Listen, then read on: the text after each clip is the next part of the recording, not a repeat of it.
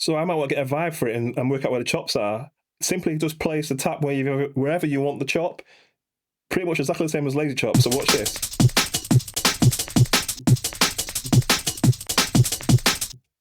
And you can see all the pads are being populated.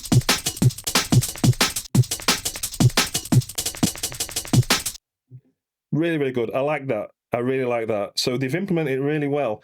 And of course, you can actually then choose to go, for instance, back out of tap mode, you can cancel, and you can go back to the original loop.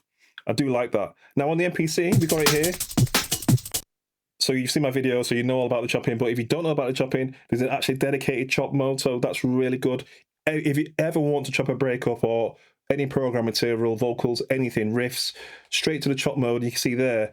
Now there's multiple types of chop modes in the MPC, so just like the OPXY, but check this out.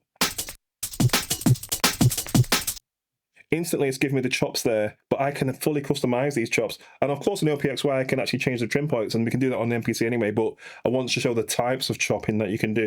So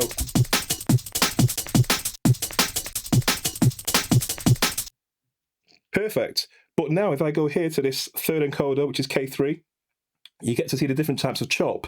So if we go to the very first one, you get to see like the chop type, which is like obviously regions that it's choosing. I go to the next one, I can choose like 4 regions that it's choosing from. The next one from here, I can go to 8 regions, and then all the way to 16 regions, and then all the way to manual chop as well.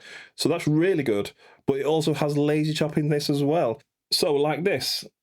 By the way, before I start this, you have to make sure that you're not in noter mode. Noter mode's like where it holds the pad however you want to press it, that it'll release a sample. So it's good for doing like one-shot kind of kits and stuff, but because it's a whole sample and I want it to play and I want to chop where I'm choosing to chop, you obviously can't do, when you can, but it's going to be really tricky. So it's best to just go to shift and make sure that your no on is off, no off, so you can play like that. And then obviously treble stop to stop it all. And then you just do this. You just choose whatever pad you want to chop it with.